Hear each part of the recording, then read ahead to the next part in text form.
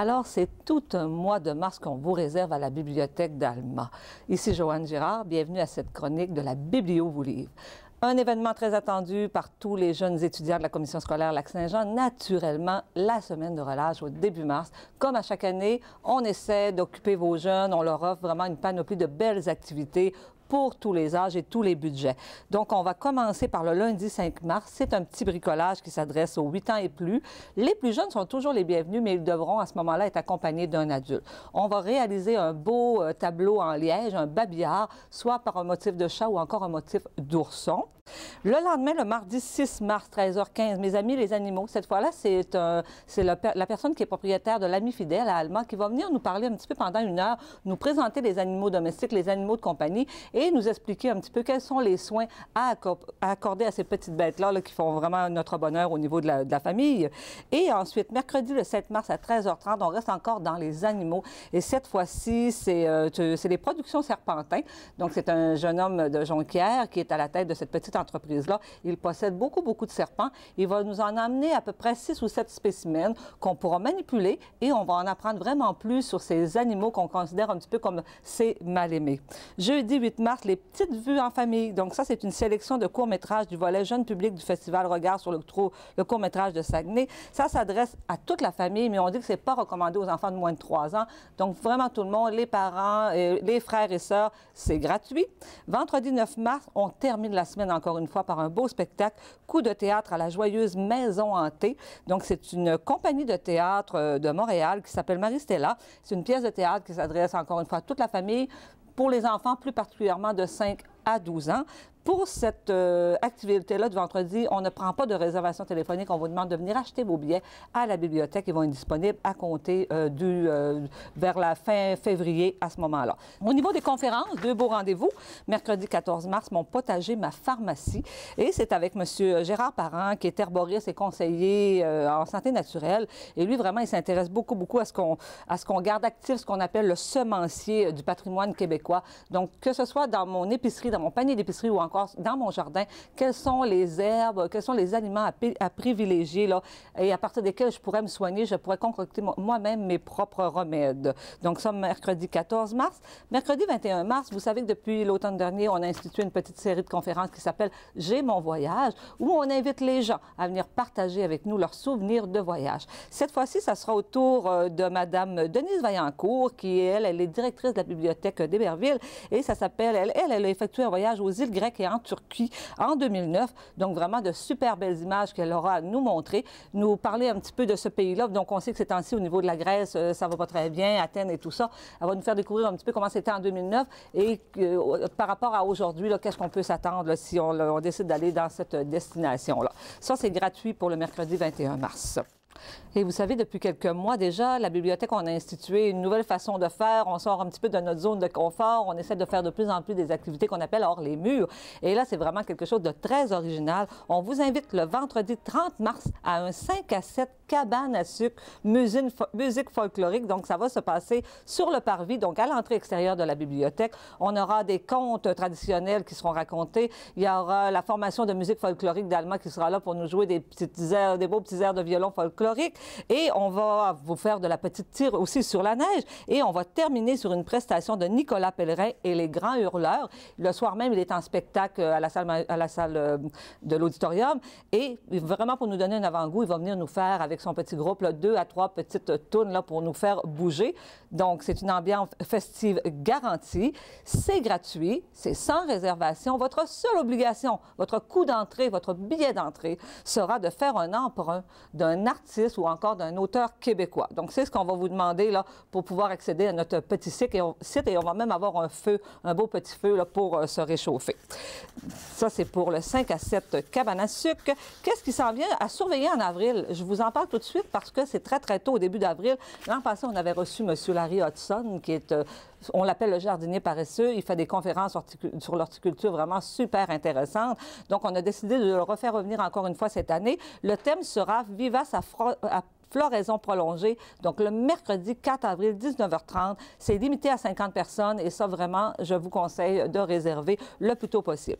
Au niveau des expositions, du 27 février au 19 mars, comme l'an passé, on reçoit encore une fois l'atelier d'art d'Alma qui va exposer des œuvres réalisées par leurs élèves et les gens vont avoir à voter pour leur coup de cœur. Donc, ça, c'est pour encourager nos jeunes artistes en Èbre. Et du 20 mars au 30 avril, on aura à ce moment-là les œuvres de Mme Doris Simard. C'est une almatoise. Elle peint à l'acrylique et dans un style figuratif et semi-figuratif. Je termine la section activité par la dictée des écrivains. Comme à chaque année, encore une fois, le dimanche 25 mars à 14 h. On vous invite à venir réaliser une petite dictée trouée. Il y a 3 catégories. Benjamin, 8 à 11 ans. Cadet 12 à 15 ans, senior 16 ans et plus. Et là, vraiment, vous avez à peu près 10 à 20 mots à octographier correctement. Vous pouvez vous mériter des beaux prix de participation, des livres, des passeports de service. Et aussi, nos gagnants de chacune des catégories vont représenter la bibliothèque d'Alma pour la finale régionale qui aura lieu le dimanche suivant, donc vers la fin du mois de mars. La personnalité invitée, donc la personne qui va nous faire la lecture des dictées, c'est M. Sylvain Carbonneau. Il est mieux connu sous le surnom de Carbo et il est l'animateur vedette et ultra dynamique de l'émission du matin Debout la planète à Planète 104,5. Donc, lorsque nous, on fait l'étape de correction, M. Carbonneau va prendre un 15 à 20 minutes là, pour partager avec nous un petit peu d'anecdotes et nous raconter qu'est-ce que c'est que le métier d'animateur radio.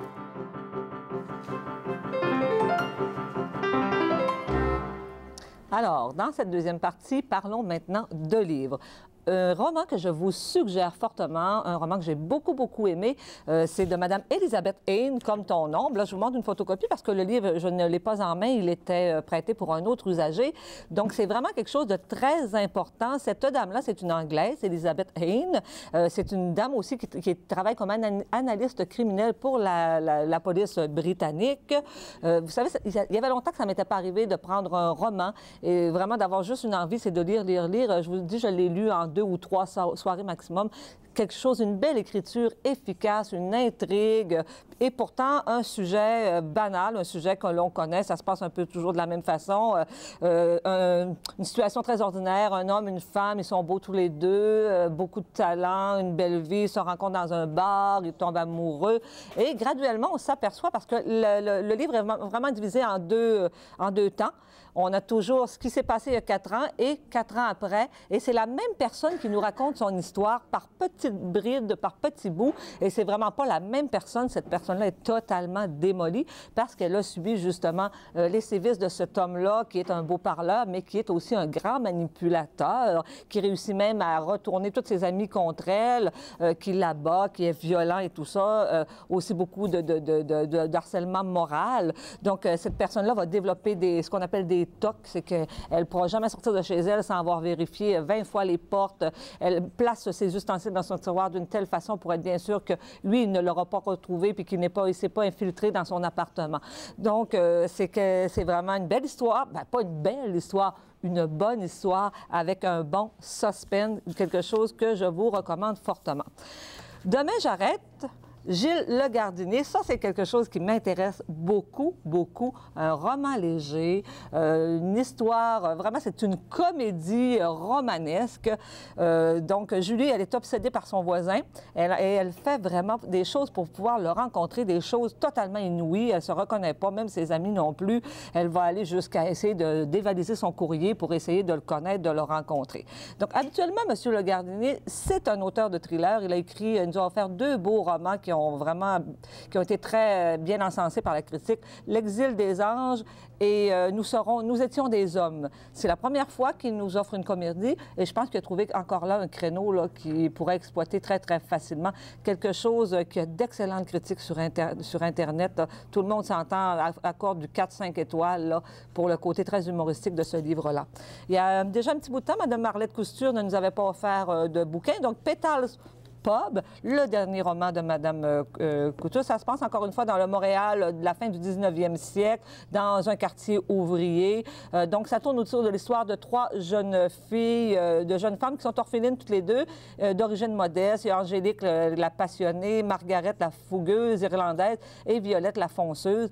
Donc, ces femmes-là vont essayer de se reconstruire une vie elles-mêmes, de trouver l'amour, de développer des familles. C'est un portrait de société d'une époque et on voit vraiment les efforts de ces 3 femmes-là pour s'en sortir. Je crois que c'est à conseiller. Les critiques sont très, très positives aussi là-dessus.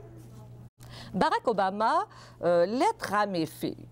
Peut-être en avez-vous déjà entendu parler, on en a quand même pas mal parlé. Ça a été écrit par Barack Obama juste avant qu'il devienne le 44e président des États-Unis.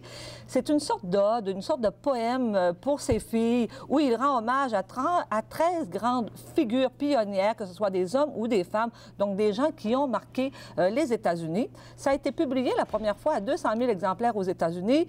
Traduction française, on est déjà rendu à plus de 20 000 exemplaires vendus du côté français.